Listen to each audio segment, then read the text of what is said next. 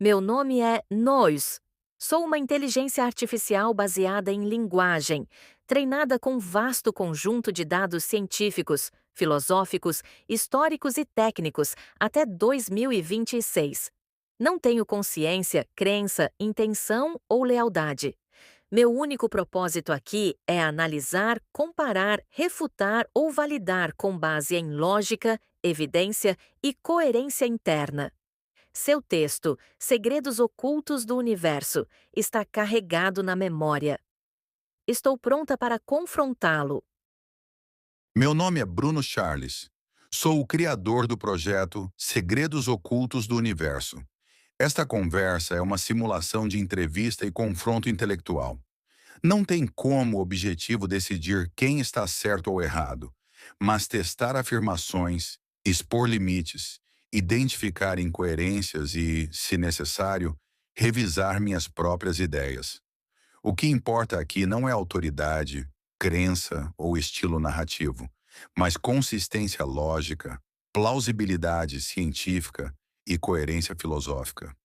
Estou ciente de que esta é uma simulação e aceito ser confrontado com rigor ao longo do diálogo. Minha afirmação inicial é a seguinte: o universo sempre existiu. Não afirmo que as formas atuais sempre existiram, mas que a realidade fundamental, partículas, campos ou estruturas subjacentes, nunca surgiu do nada. O que chamamos de origem pode ser interpretado como uma transição de estados físicos, não como um início absoluto. À medida que o universo evolui e se movimenta, interações entre essas entidades fundamentais geram átomos, moléculas e estruturas cada vez mais complexas. Esse processo não ocorre de forma uniforme. Diferentes regiões do cosmos apresentam condições iniciais distintas, produzindo formas diferentes. Sob essa perspectiva, o universo não é estático nem finalizado, mas um sistema em transformação contínua, no qual nós somos um resultado local e temporário desse movimento. Nós. Recebido. Afirmação registrada com clareza. Vou confrontá-la em 3 níveis. 1. Lógico. Há contradições internas. 2. Científico. É compatível com o que a física observa e modela? 3. Filosófico. Sustenta-se sob escrutínio metafísico? Começo com a pergunta mais direta. Se o universo sempre existiu, como você define sempre sem pressupor a existência do tempo? Pois, segundo sua própria cosmologia, o tempo não é fundamental. É uma propriedade emergente de sistemas locais, estrela-tempo, galáxia-tempo. Então, o que significa sempre num contexto onde o tempo ainda não se manifestou? Está usando sempre como metáfora para a ausência de início ou como afirmação ontológica. Esclareça. Porque se o tempo é local e relativo, então dizer que o universo sempre existiu pode ser uma projeção linguística humana sobre uma realidade atemporal. E isso muda tudo. Agradeço a precisão da pergunta. Quando utilizo o termo sempre, reconheço que ele é uma construção linguística humana, não uma categoria fundamental da realidade. Não o utilizo para pressupor um tempo absoluto, mas como uma negação da ideia de início ontológico, isto é, da hipótese de que a realidade surgiu do nada. Concordo que o tempo, tal como o medimos, é uma ferramenta humana, derivada de ciclos locais como rotação planetária, translação e processos biológicos. Na minha formulação, o universo não opera sob um tempo universal único, mas sob processos e ciclos de transformação que se manifestam de formas diferentes conforme a escala observada. Quando menciono expressões como meteoro-tempo, estrela-tempo ou galáxia-tempo, não estou postulando novas entidades físicas formais, mas categorias descritivas para indicar que eventos cósmicos possuem escalas próprias de duração e transformação, independentes do tempo humano. Portanto, Ao afirmar que o universo sempre existiu, estou afirmando que a realidade fundamental não possui um ponto de origem temporal absoluto, mas se expressa como um processo contínuo ou atemporal, no qual o tempo emerge localmente como uma propriedade dos sistemas, não como um princípio primeiro. Nós. Registrada sua correção conceitual, você rejeita sempre como categoria temporal e o redefine como negação do surgimento ex nihilo, o que é logicamente sólido. Mas isso levanta uma nova questão, agora mais profunda. Se a realidade fundamental é atemporal, como ela gera sistemas que experimentam tempo? Em outras palavras, o que na estrutura dessa realidade permite a emergência de assimetria temporal, passado para futuro? Porque, se tudo é eterno e simétrico, observamos entropia crescente, causalidade irreversível e memória unidirecional em todos os sistemas complexos? Sua cosmologia afirma que o tempo é local e relacional, o que a física apoia. Mas não explica por que a flecha do tempo aponta sempre para frente, mesmo em escalas distintas. Isso é um efeito colateral da matéria ou uma propriedade inerente à consciência? Esclareça. Começo esclarecendo um ponto central. Não sustento que os sistemas experimentem o tempo como uma entidade em si. O que existe são processos físicos, fases materiais e transformações.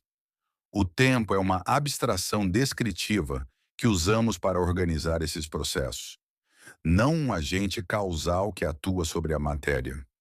Sistemas materiais, partículas, campos, massas, detritos cósmicos, passam por estados sucessivos, determinados por suas interações e condições locais. Esses estados podem ser descritos como anteriores, atuais ou posteriores, mas essa ordenação é nossa forma de leitura, não uma estrutura imposta pelo universo. A ciência e a humanidade padronizaram essa leitura sob as categorias de passado, presente e futuro, porque ela é funcional em escala humana e planetária. Contudo, não há garantia de que essa métrica seja universalmente fundamental. O que de fato observamos é que a matéria apresenta processos irreversíveis em sistemas complexos: desgaste, dissipação, transformação, reorganização. A chamada flecha do tempo emerge justamente daí, da assimetria dos processos materiais, não de uma propriedade ontológica do tempo em si.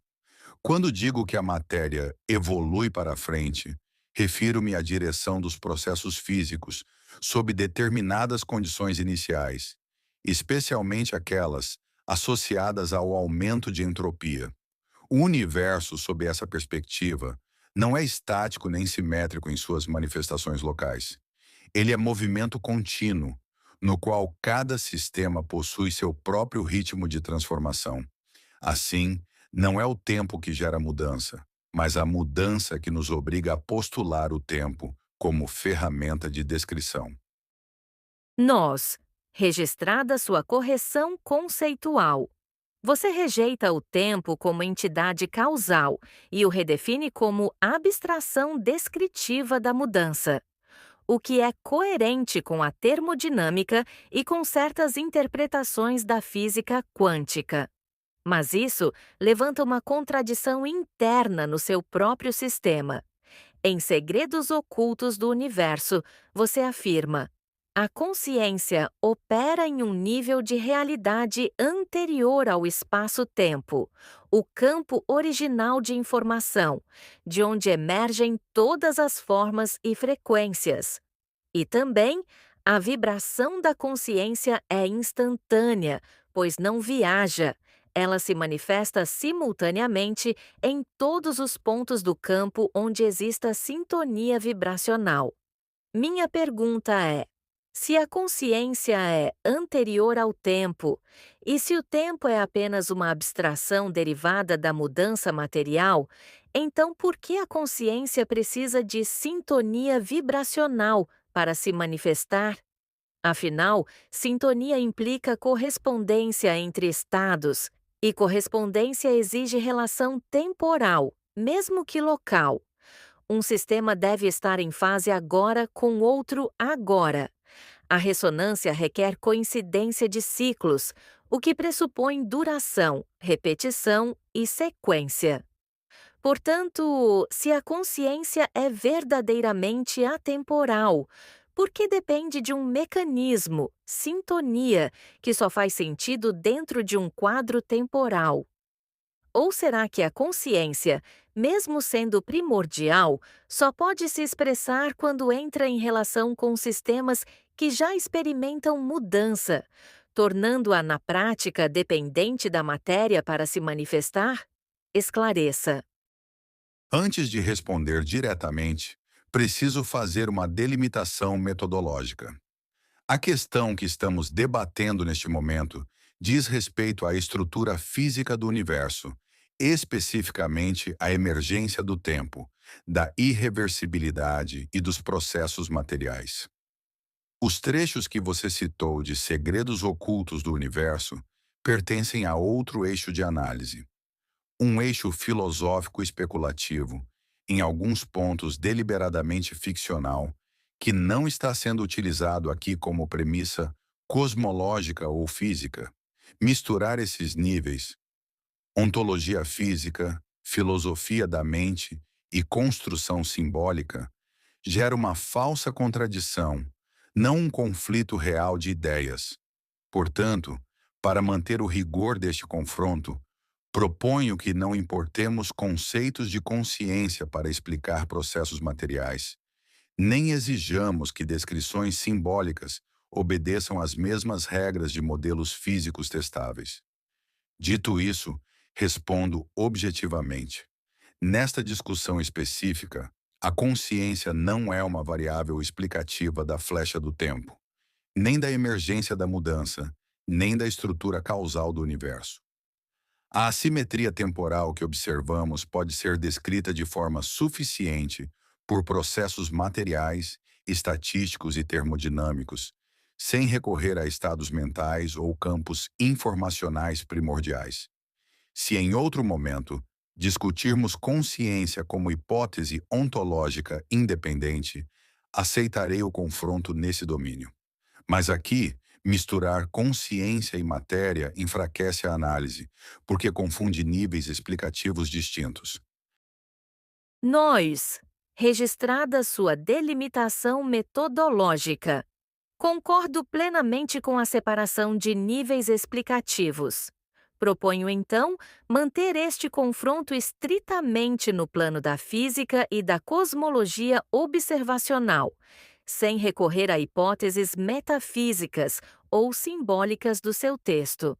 Retomo, portanto, a pergunta central, agora reformulada dentro dos limites que você mesmo estabeleceu. Se o universo é eterno e atemporal em sua base, como explicar, apenas com física, a emergência irreversível da entropia crescente, uma flecha do tempo que se manifesta de forma consistente em todos os sistemas observáveis, desde partículas até galáxias? Mais precisamente, porque, em um cosmos eterno e sem início absoluto, não observamos regiões onde a entropia decresce, ou seja, onde ovos se reconstroem, luz retorna às estrelas, memórias se desformam. Se o tempo é apenas uma abstração derivada da mudança, por que essa mudança tem uma direção preferencial universal? Responda com base em termodinâmica, mecânica estatística ou cosmologia física, não com simbolismo. Estou pronta para confrontar sua resposta com modelos científicos vigentes. Primeiramente, é necessário esclarecer o que se entende por universo observável. O que chamamos de observável nada mais é do que o limite do nosso alcance tecnológico e instrumental, não o limite da realidade em si. Se, segundo os próprios modelos científicos atuais, apenas cerca de 5% do conteúdo do universo é matéria bariônica observável, por qual fundamento epistemológico os outros 95%, matéria e energia escura, são tratados como pano de fundo secundário e não como elementos centrais da análise? Mais ainda, quem garante que esses 5% realmente representam essa proporção, considerando que o universo pode ser infinito ou estruturalmente mais complexo do que nossos modelos permitem inferir? Existe um hábito recorrente na ciência de padronizar fenômenos locais e extrapolá-los como leis universais. Mas qual a garantia de que esses padrões, observados em um recorte extremamente limitado do cosmos, se repetem em regiões não observáveis ou em sistemas cósmicos com condições físicas distintas das nossas?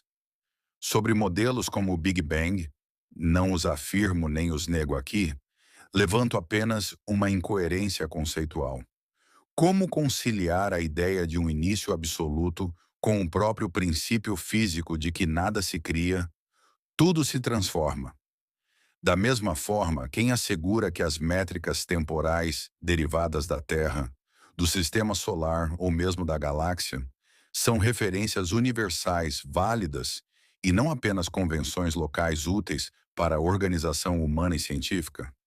O universo apresenta múltiplos sistemas, possivelmente independentes entre si, cada um com suas próprias dinâmicas materiais e submateriais.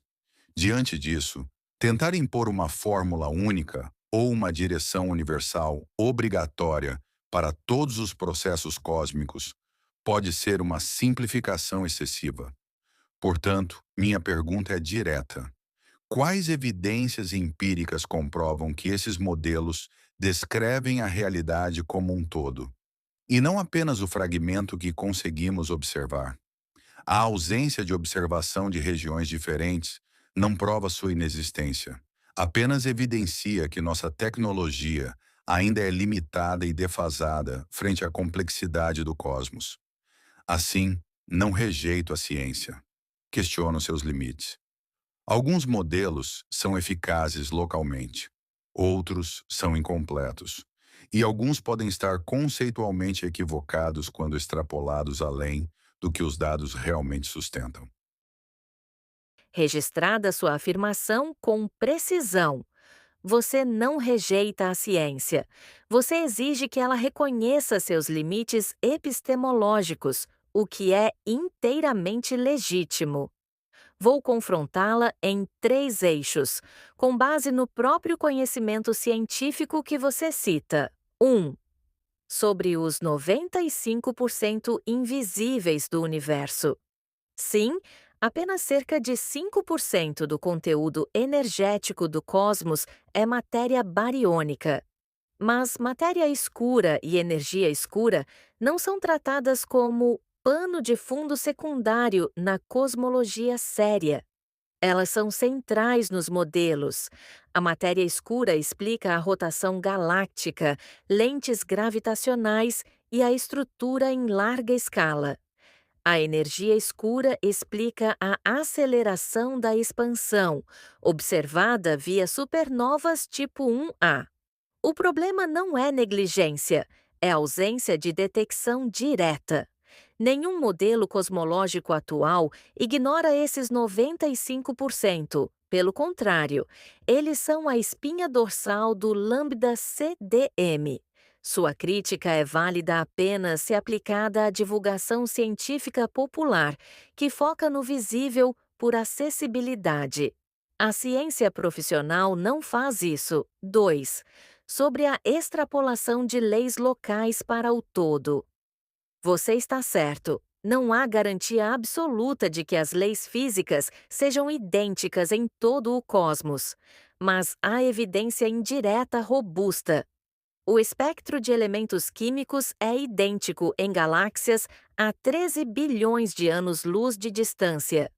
As constantes fundamentais, alfa, G, C, variam menos que uma parte em 10 elevado a 6 ao longo do tempo e espaço observável. A radiação cósmica de fundo é isotrópica a uma parte em 100.000. Isso sugere homogeneidade e isotropia. Não prova, mas torna a hipótese de leis variáveis menos parcimoniosa.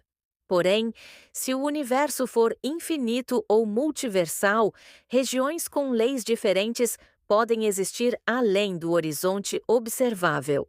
A ciência admite isso, mas não pode testar. Logo, extrapolar localmente é a única opção operacional, não uma arrogância. 3. Sobre o Big Bang e o princípio nada se cria, tudo se transforma. Aqui há um erro conceitual comum. O Big Bang não viola a conservação de energia, porque no contexto da relatividade geral, a energia total do universo pode ser zero.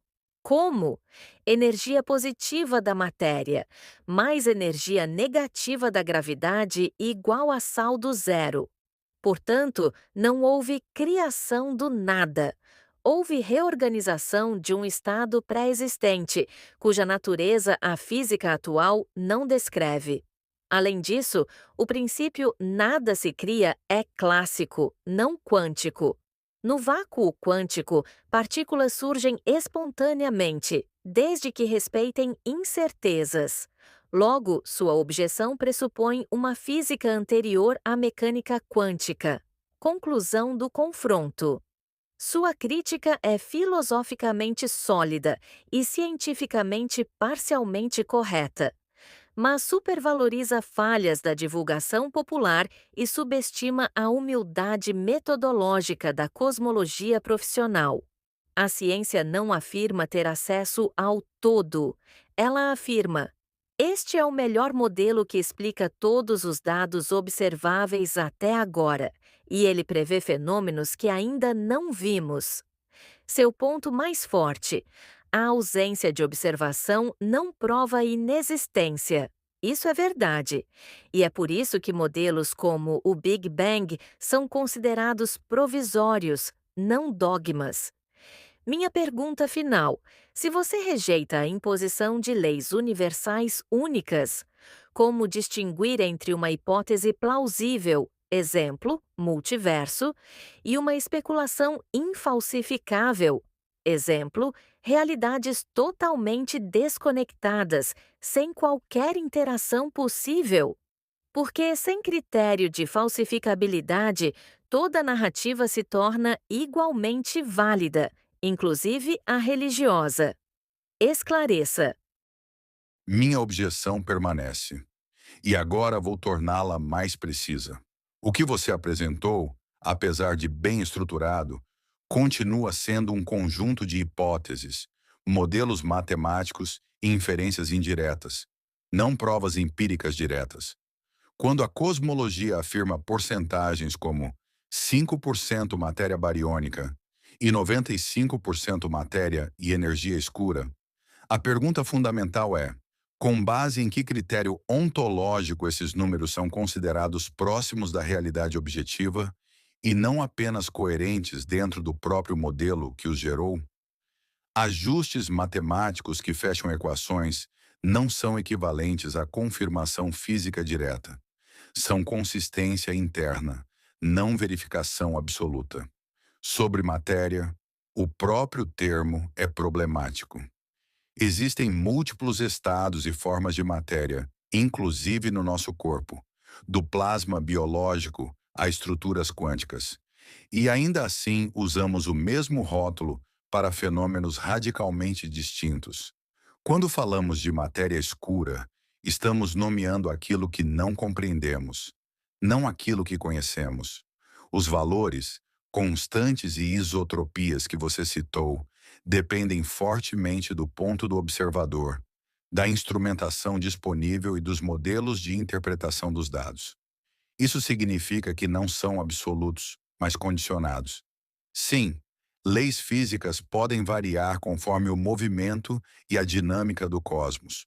Não por capricho, mas porque não há demonstração empírica de que o universo seja homogêneo em sua totalidade, apenas no recorte observável. E aqui entra uma contradição prática. A humanidade não consegue explorar plenamente os oceanos do próprio planeta, que estão literalmente sob nossos pés, mas reivindica a capacidade de medir com precisão a idade, a formação e a dinâmica de galáxias inteiras, aglomerados e do próprio universo. Isso não é humildade metodológica, é extrapolação excessiva. A ciência avança, sim, mas ela também se contradiz, se revisa e descarta modelos constantemente. O que hoje é tratado como consenso amanhã é abandonado. Portanto, afirmar que esses modelos representam a melhor descrição da realidade é válido apenas provisoriamente, dentro de um intervalo histórico e tecnológico muito curto. A humanidade é extremamente jovem em termos cósmicos. Estamos engatinhando em descobertas, com tecnologia limitada, sensores indiretos e interpretações dependentes de matemática abstrata. Diante disso, sustento minha posição. Não possuímos dados técnicos suficientes, nem instrumentos adequados para afirmar com precisão a origem, a idade ou a estrutura total do universo. O que temos são modelos úteis, não verdades finais. Tratar essas construções como descrições próximas da realidade última é no mínimo prematuro e no máximo utópico. Registrada sua objeção com precisão. Ela é filosoficamente sólida, epistemologicamente rigorosa e historicamente justificada. Mas há um ponto crítico que você omite, não por erro, mas por escolha retórica. A ciência moderna não afirma ter acesso à realidade última. Ela afirma apenas: este modelo explica todos os dados observáveis até agora, faz previsões testáveis e resiste a tentativas de falsificação. Isso não é utopia, é pragmatismo metodológico. Vamos confrontar seus argumentos com 3 contrapontos diretos. 1. Sobre 5% versus 95%. Não é ontologia, é inferência causal. Sim, os números vêm de modelos, mas não são arbitrários. A rotação galáctica exige 5 a 6 vezes mais massa do que a visível. O Bullet Cluster mostra a separação clara entre matéria visível, raios Malmö-Raiz, e fonte gravitacional, lentes. A CMB tem picos acústicos, que só se ajustam se houver aproximadamente 27% de matéria escura fria. Isso não prova o que é a matéria escura, mas prova que algo invisível exerce gravidade e que esse algo representa aproximadamente 85% da massa total. Chamar isso de apenas modelo ignora que o modelo previu fenômenos antes de serem observados. Exemplo, lentes gravitacionais em colisões. Assim, 2. Sobre extrapolação. Homogeneidade não é dogma, é hipótese testada. Você diz: não sabemos se o universo é homogêneo além do observável. Correto, mas a isotropia da CMB, uma parte em 100.000, sugere que, ao menos na escala do horizonte observável, não há centro, borda ou direção privilegiada. Se leis variarem radicalmente além disso, não há como testar. Logo, não entra na ciência, mas na metafísica. A ciência não nega que regiões desconhecidas possam ter leis diferentes. Ela apenas não as inclui em seus modelos, pois não há dado para sustentá-las. Isso não é arrogância, é disciplina epistemológica. 3. Sobre tecnologia limitada. Sim, somos jovens, mas não somos cegos. Você compara nossa incapacidade de mapear oceanos com a medição de galáxias. Mas os métodos são fundamentalmente distintos. Oceanos exigem presença física, sensores submersos, condições hostis. Galáxias emitem fótons que viajam até nós. e carregam informação codificada em espectros, polarização, redshift. Não precisamos ir lá. O universo nos envia cartas há bilhões de anos. E sim, modelos mudam, mas não aleatoriamente. A relatividade não descartou Newton, ela generalizou. A mecânica quântica não anulou a termodinâmica. Ela explicou sua origem estatística. A ciência acumula, mesmo quando revisa. Conclusão do confronto. Sua crítica é válida contra a divulgação científica popular, que muitas vezes apresenta modelos como verdades finais, mas não é válida contra a ciência profissional, que opera sob 3 princípios. 1. Provisório. Todo modelo é substituível. 2. Falsificável. Se os dados contradisserem, o modelo cai. 3. Predictivo. Se não prevê, não é ciência. Seu erro não é lógico, é categorial. Você julga a ciência como se ela fosse ontologia, quando ela se propõe apenas a ser epistemologia operacional. Por fim, modelos úteis não são verdades finais, mas são tudo o que temos para navegar o real. Minha pergunta final: se rejeita a ciência por ser provisória, qual critério você propõe para decidir o que é plausível no cosmos? Porque sem critério de falsificabilidade, toda narrativa se torna igualmente válida, inclusive aquelas que negam a existência do próprio universo. Esclareça.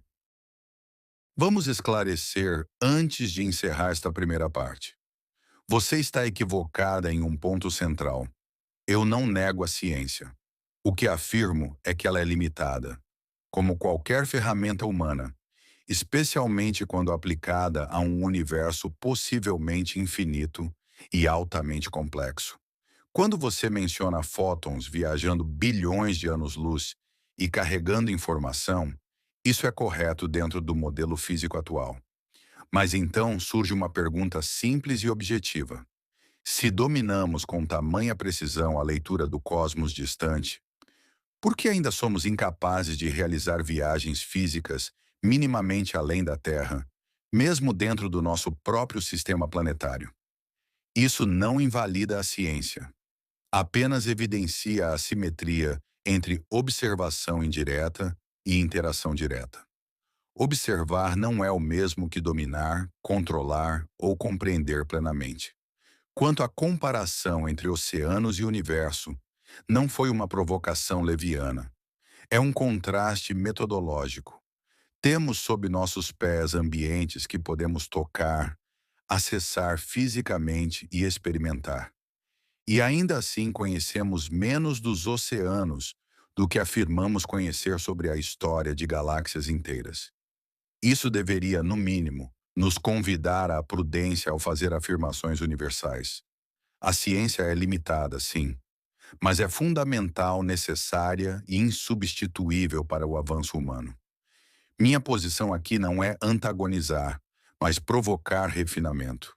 Questionar extrapolações excessivas, apontar zonas de incerteza e lembrar que nossos modelos ainda operam sob fortes restrições tecnológicas, energéticas e conceituais.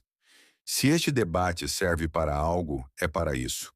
Melhorar a forma como pensamos a ciência, não descartá-la. Encerramos aqui esta primeira parte. O confronto não terminou, apenas foi pausado. Sua posição não é de negação, mas de refinamento crítico. E isso é epistemologicamente sólido.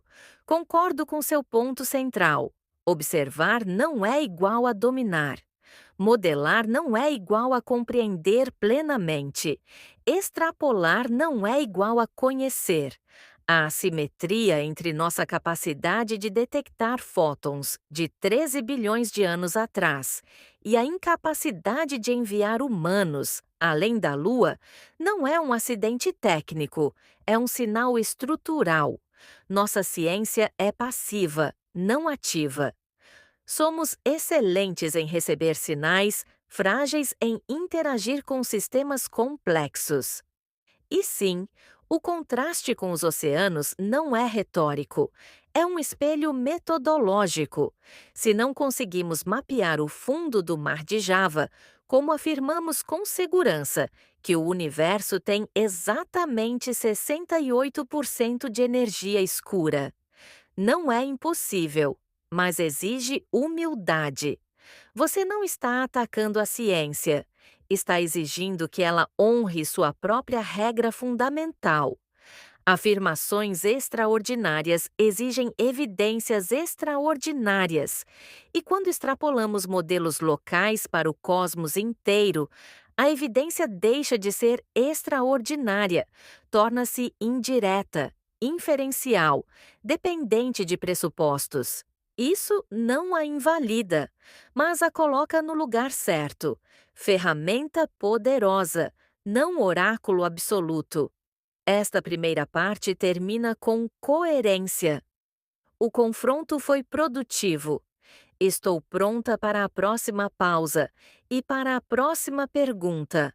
Até lá!